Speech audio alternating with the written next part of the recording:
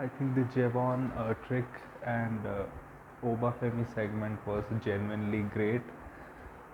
The women's match was great. The Ricky Saints versus Sean Spears match. I really didn't think that that would be that good of a match that it turned out to be. Like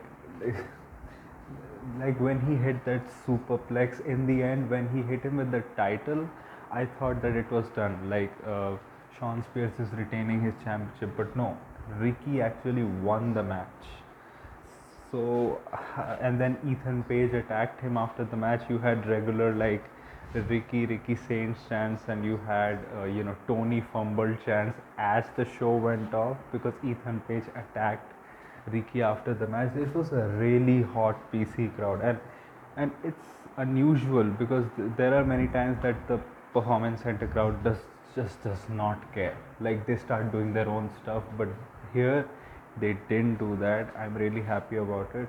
I like Kalani's new character. Like she is a more heelish character. Like she is so heelish that Roxanne was getting cheers in their match. And you know what?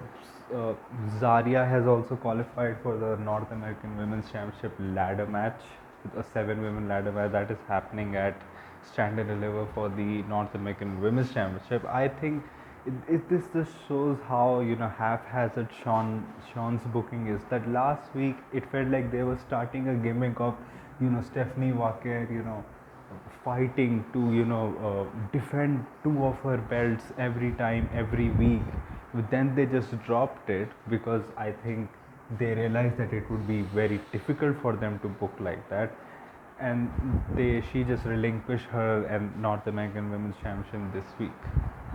So I don't it's like things just change in NXT at a whim, and Sean has the freedom to do that because it's a developmental show.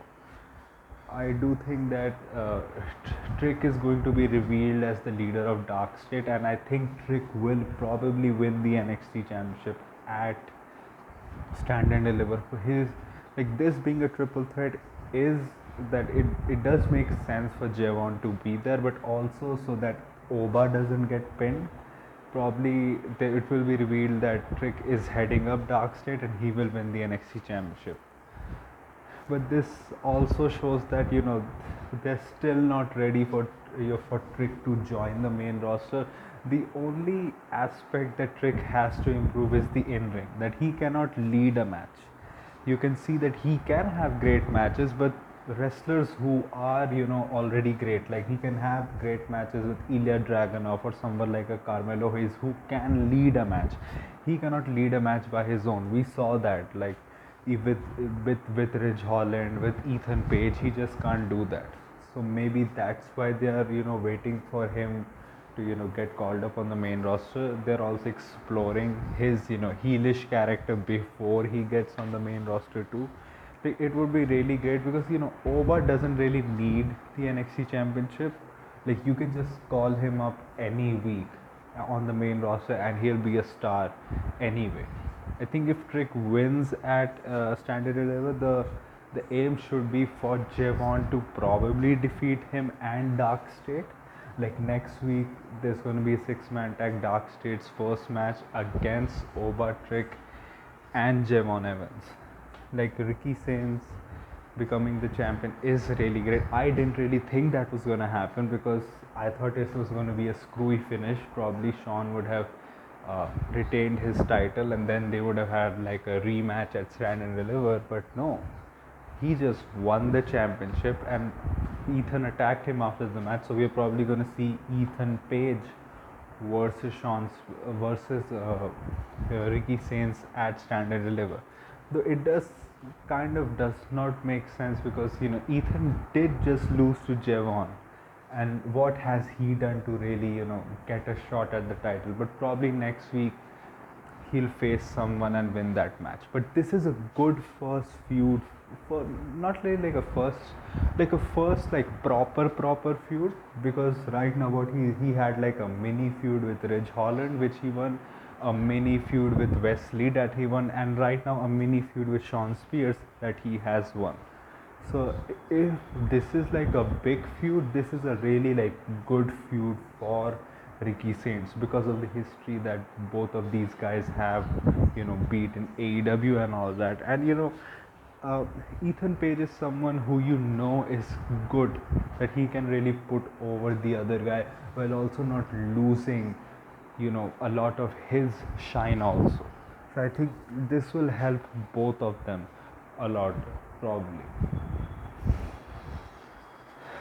Like, come on, man! Like, literally, Tony fumble chance ended the show. Uh, like if a wrestler can make you like genuinely like throw your hands in the air, cheer for him, like uh, you you cheering when he kicks out, like some of his moves you did, you really get pumped up. This is when you know that a wrestler truly has connect with the people, and I think Ricky Saints is one of that because he made me feel that.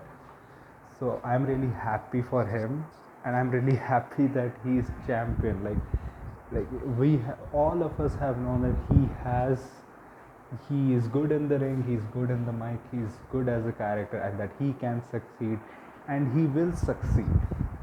Let's just see what happens next. Stand and Deliver is on April 13th. Just now Sean has announced like what, two matches that are happening. Like first the 7 women ladder match which they're having like qualification matches, like Kelani and Zaria have qualified for that. And apart from that, the main event, the men's main event, aside from that, a lot of things are getting set up. I think probably the women's championship is probably going to be defended in a triple threat because both Jada and Jordan Grace kind of wants the title.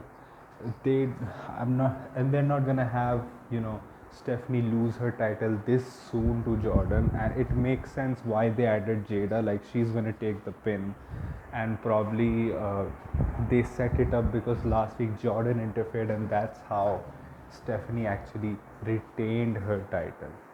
But uh, but let's see what happens. It just shows that now WrestleMania weekend is like triple threat city. Like Bianca versus Io versus Rhea, Roman Reigns versus Seth Rollins versus CM Punk.